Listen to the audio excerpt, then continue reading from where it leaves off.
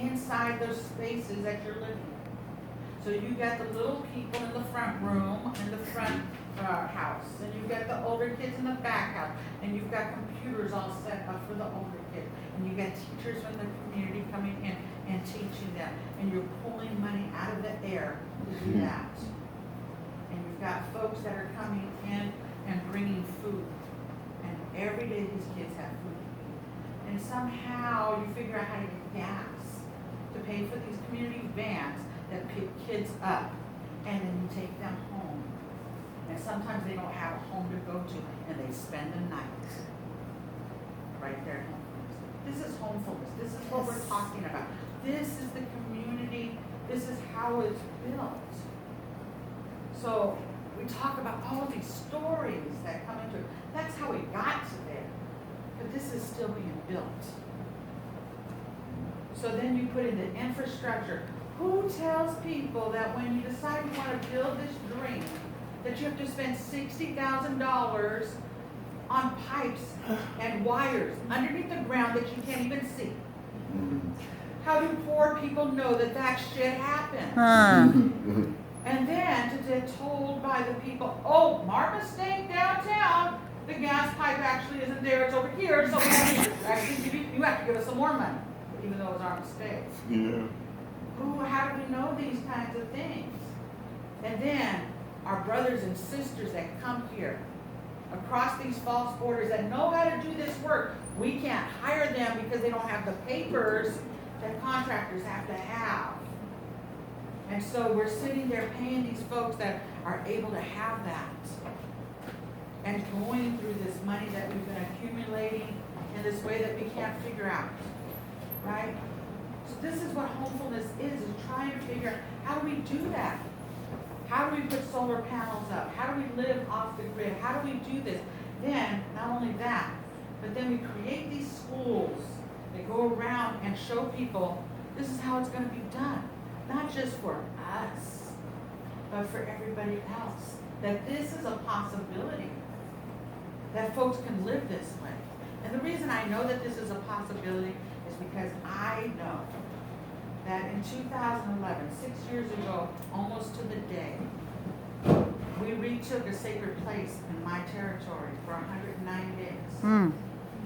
Right before Occupy, and before the Standing Rock. Yes. Hundreds of people came together on the last 15 acres of open land on the Carquinez Strait that was sacred to my ancestors. And the city of Vallejo was going to build a park on top of it and was going to destroy 2 of our burial sites. It was the last standing ground of my ancestors before the missions came and took them away in 1810. And we stood there with people from all over the world that paid for the stuff, just like that Standing Rock. That made sure there was tents there and that there was a fire going and that there was food for people and nobody ever had to want anything. And people from all different walks of life came and had ceremony there. And people came and they prayed and they stayed there. And we were surveilled by, we were under surveillance by all kinds of folks. But we were able to stay there, and what we thought we were saving actually saved us. That land saved us. It gave us back our humanities. And we decided what needed to happen was that with that 109 days that opened up our hearts and changed our lives forever, that we needed to redo that for people.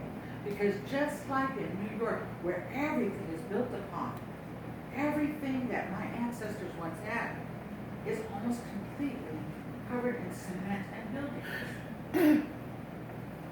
How do we bring the humanity back to living with each other again? So the Segurite Land Trust is the first urban indigenous women's land trust in the country.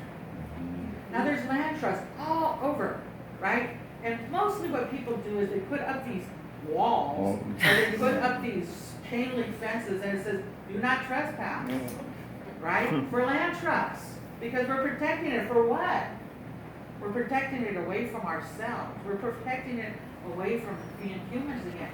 Because we know if we give ourselves a chance, if you've ever gone camping if you've ever stayed away from your phone or electronics for more than 7 hours, that you know that you become in tune with yourself again. And something just feels better.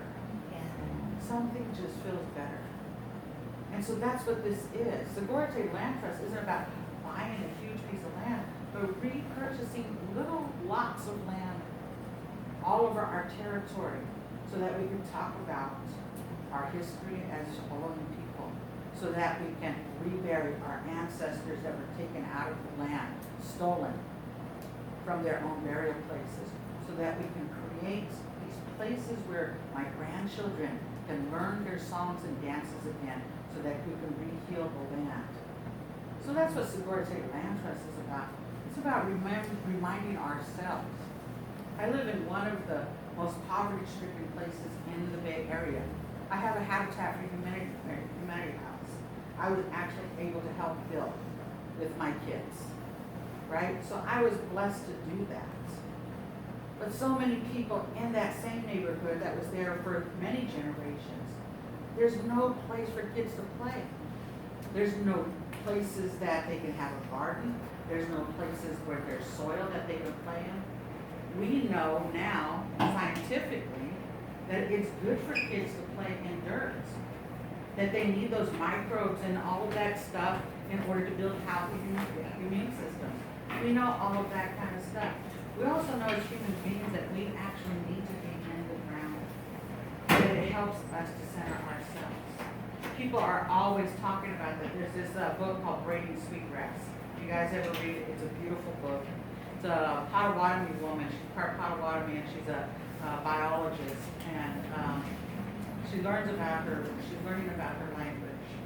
And she said there's a language of animacy in Potawatomi that says you can be a bay, you can be a hill, to be something. We, in the English language, are all about nouns and not about verbs. She also talks about every time she takes her students out and puts them into the ground to start working the ground, no matter where they come from in the world, after 8 minutes they start to sing. That it's a natural process for human beings because we are supposed to do these things. We're supposed to have this natural connection. We're supposed to know where our food comes from. We're supposed to be a part of that. And so, like Homefulness, the Segura State Land Trust is about reconnecting and creating this interdependence again, this way of living. And like Lori said, this whole thing out here that's happening is not going to last very long. And eventually we all have to figure out, how do we become humans again? Yes. How do we begin to not shut the door on our next door neighbor? How do we begin to even know what our next door neighbor's names are?